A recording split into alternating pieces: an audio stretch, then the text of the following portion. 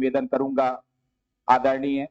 Professor हर्ष Sinha sir से कि वो इस संगोष्ठी का बीज वक्तव्य प्रस्तुत करने की कृपा करें।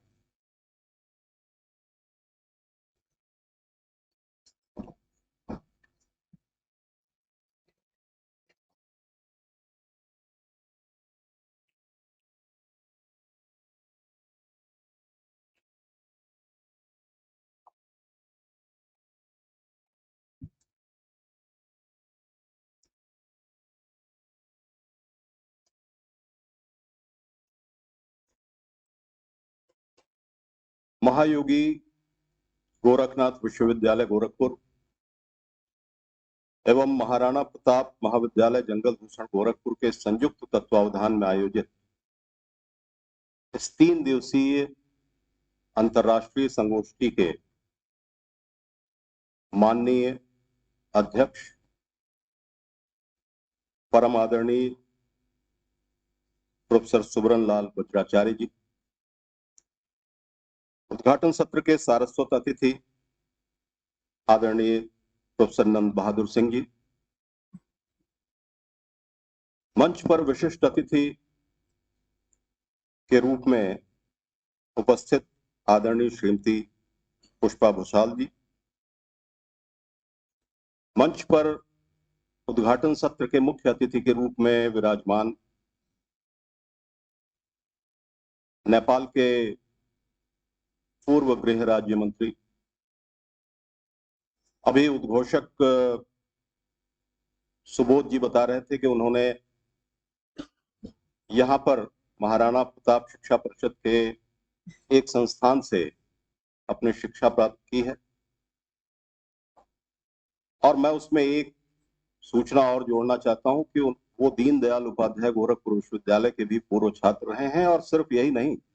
बल्कि दीनदयाल उपाध्याय गोरखपुर विश्वविद्यालय की हॉकी टीम के एक प्रमुख सदस्य भी रहे। विशिष्ट अतिथि आदरणीय प्रोफेसर भागवत ढकाल जी, महाविद्यालय के कर्मयोगी प्राचार्य डॉक्टर प्रदीप कुमार राव जी, आयोजन मंडल के सभी आदरणीय सदस्यगण, इस संगोष्ठी में मित्र राष्ट्र नेपाल से वहां के विचारों का प्रतिनिधित्व करने के लिए यहां उपस्थित आदरणीय अतिथिगण, संगोष्ठी के विभिन्न सत्रों में शामिल होने के लिए देश के विभिन्न क्षेत्रों से आए प्रतिभागीगण, देवियों और सज्जन, इस परिसर में आना हमेशा से सुखकर रहा है, और ऋग्वेद के प्रथम मंडल में 2 पक्षियों का जिक्र आता है, सुपर्ण पक्षी का। आदरणीय प्रोफेसर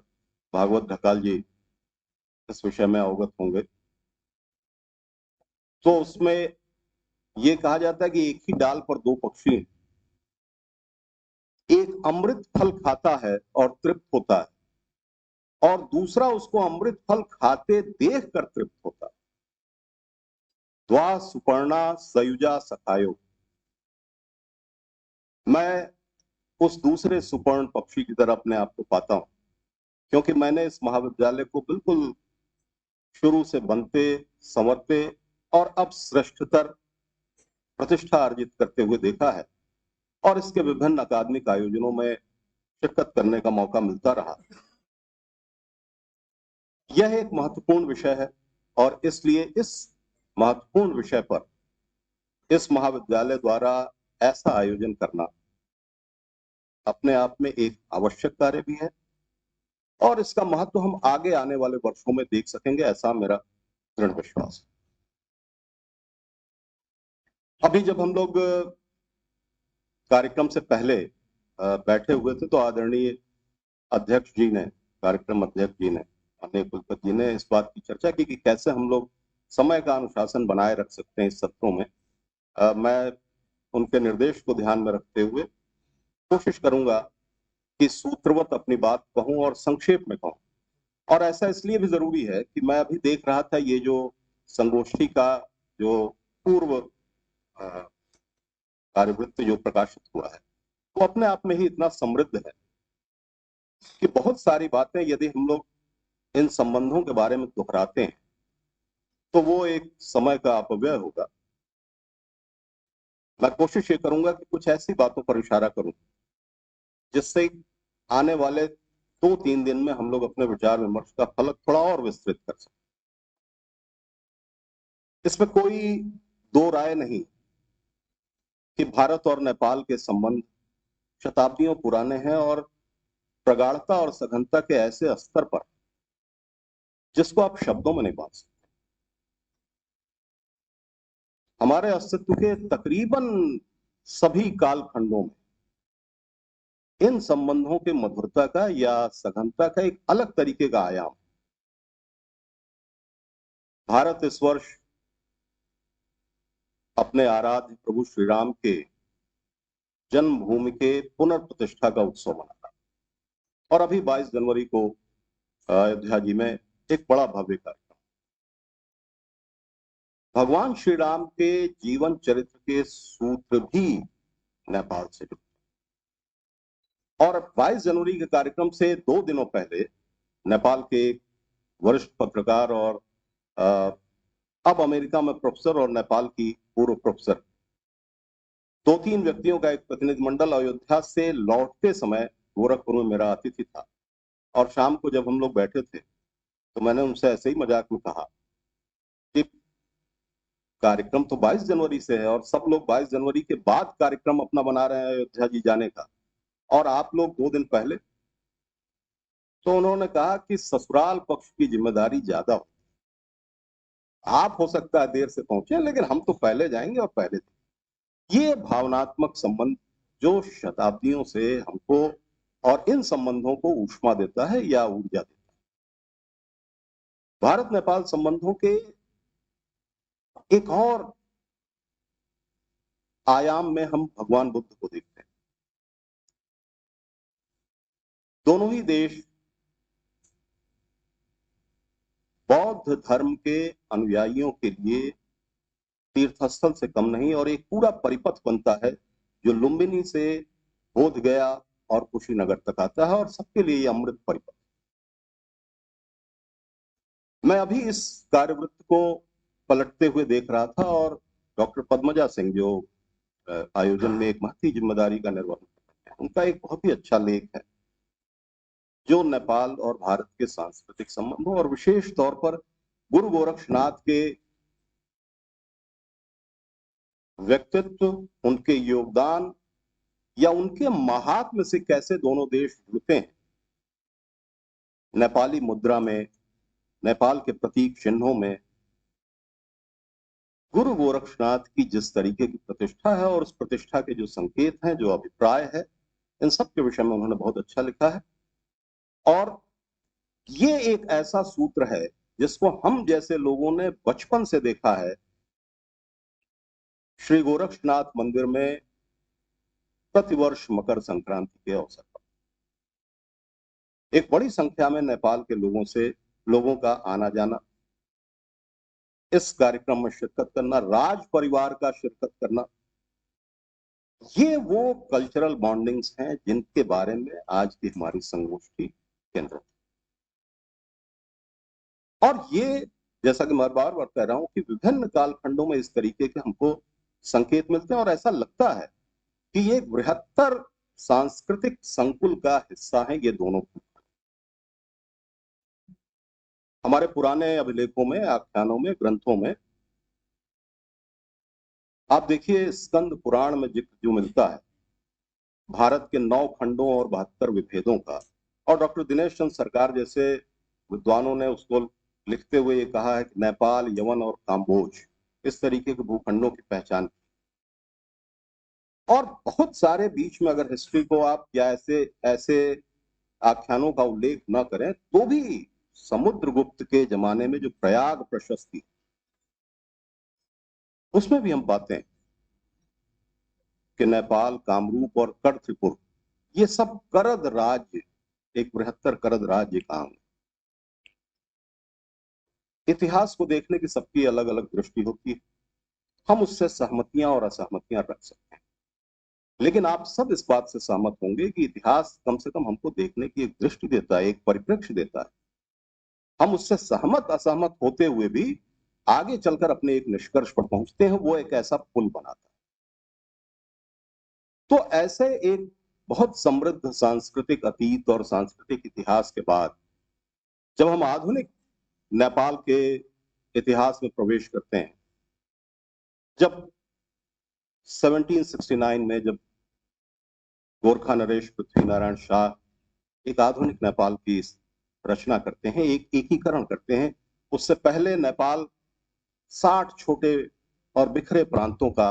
एक भूखंड हुआ करता है। जब हम ये चीज पढ़ते हैं तो हम ये भी पढ़ते हैं कि इस एकीकरण से लगभग 20 वर्ष पहले 1742 के आसपास पृथ्वीनारायण शाह जी की एक बनारस की यात्रा, और इस बात का बहुत ठीक से जिक्र है कि वो बनारस की यात्रा उनको सूत्र देती है नेपाल के एकीकरण का। वो अपनी इस यात्रा में देखते हैं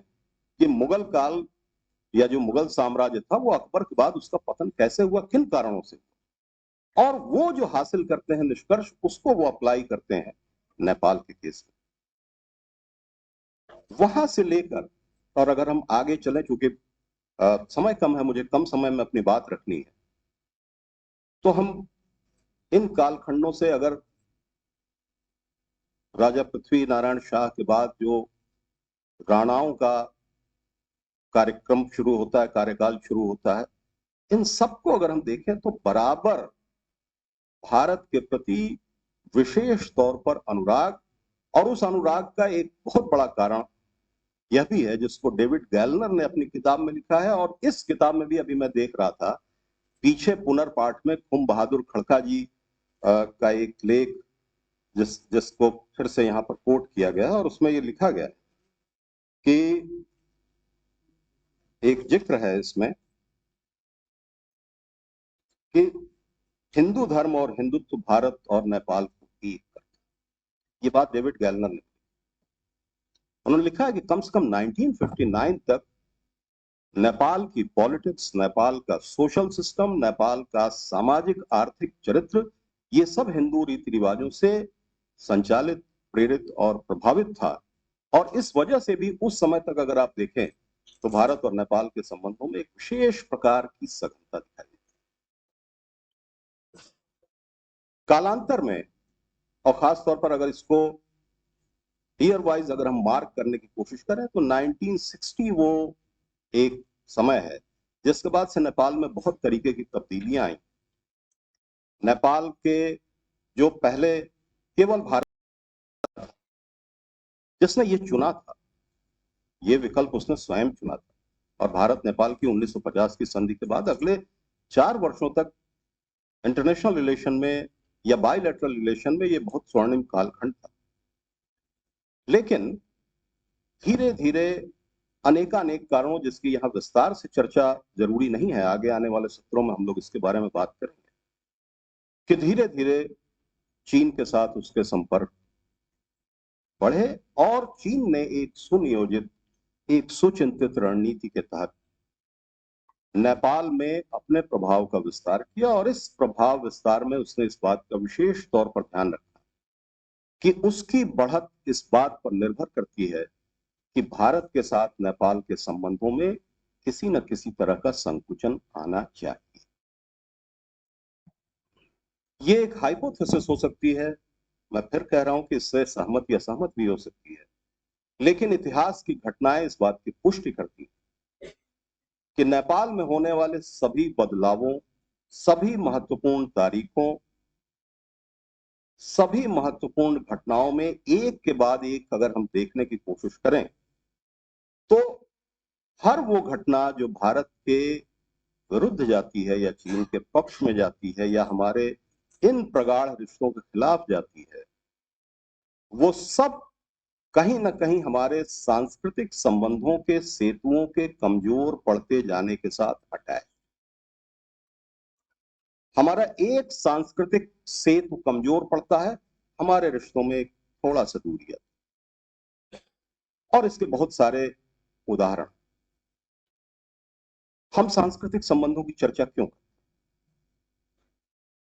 इस दुनिया में अंतर्राष्ट्रीय सुरक्षा और डिप्लोमेसी में एक बड़ा बदलाव आ रहा है। दुनिया ने वर्ल्ड वार्स के समय, विश्व युद्धों के समय ये देख लिया कि केवल शक्ति और हथियारों के उपयोग से बात नहीं बनने। पोस्ट वर्ल्ड वार्स के कालखंड में हमने ये भी देखा कि अगर हम इकोनॉमी को हथियार बना लें, एड डिप्लोमेसी को या मदद को, दूसरे देशों में आर्थिक मदद को या सहायता को अगर हथियार बना ले तो वो भी बहुत काम नहीं करता। हाल के वर्षों में पूरी दुनिया इस निष्कर्ष पर पहुंच गई कि इस दुनिया में अगर बदलाव होना है, शांति और स्थिरता आनी है, तो वो सिर्फ सांस्कृतिक सूत्रों से ही आ सकती है। अभी रायसीना डायलॉग का नई दिल्ली में आयोजन हुआ था। आप सभी, और खासतौर पर जो लोग इंटरनेशनल रिलेशन से ताल्लुक रखते हैं, उन्हें याद होगा कि भारतीय प्रधानमंत्री ने कहा कि this is call of century, ये इस शताब्दी का आह्वान है, क्रिएट एंड कोऑपरेट। हम सभी को अपना ओरिएंटेशन बदलना पड़ेगा। हम सभी को सृजनात्मक और रचनात्मक अप्रोचेस अख्तियार करने होंगे और एक दूसरे की मदद करनी होगी। और अगर इसकी रोशनी में भी देखें तो भारत और नेपाल के पास इस बात की प्रचुर संभावनाएं हैं कि हम ऐसा कर सकते हैं, क्योंकि हमारे पास अभी भी इन तमाम बदलावों और उतार चढ़ाव के दौर के बावजूद अभी भी बहुत सारी चीजें ऐसी हैं जो हमारे लिए एक महत्वपूर्ण सांस्कृतिक सेतु का निर्माण करती हैं। और अगर हम लोग देखें तो इस बात के अनेकानेक संभावनाएं हैं। मैं बार बार कह रहा हूं कि हम लोगों को चीन से इस बात के सबक लेने चाहिए कि एक जमाना था जब बायलैटरल ट्रेड में 99.3% भारत था और 0.7% का कंट्रीब्यूशन चाइना। और आज इस परिस्थिति में हम लोग ये देख रहे हैं कि 90% एफडीआई चाइना। इस पूरे बदलाव, 180 डिग्री बदलाव के पीछे धीरे धीरे अपने सांस्कृतिक तत्वों का समावेशन भी था, चाहे वो मैंडारिन लैंग्वेजेस, चाहे वो चाइनीज कल्चरल सेंटर, इन सबकी स्थापना। हम यदि बदलाव के विषय में सोच रहे हैं तो हमको भी अपने इन मजबूत सांस्कृतिक सेतुओं की पुनर्प्रतिष्ठा करनी चाहिए। और मैं उम्मीद करता हूं कि आने वाले 3 दिनों में हम सभी अलग अलग सत्रों में ये कैसे हो सकता है इसके विषय में चर्चा करेंगे। और आदरणीय प्राचार्य जी ने एक बहुत ही अच्छा प्रस्ताव रखा है। अगर हम ऐसा कर सके, अगर हम इस तरीके का डायलॉग, एक रेगुलर डायलॉग क्रिएट कर सकें, तो मुझे विश्वास है कि जिन उद्देश्यों के लिए संगोष्ठी आयोजित हुई है हम उसमें सफल होंगे। आप सबने मुझे बहुत धैर्य से सुना। आप सबका बहुत बहुत धन्यवाद।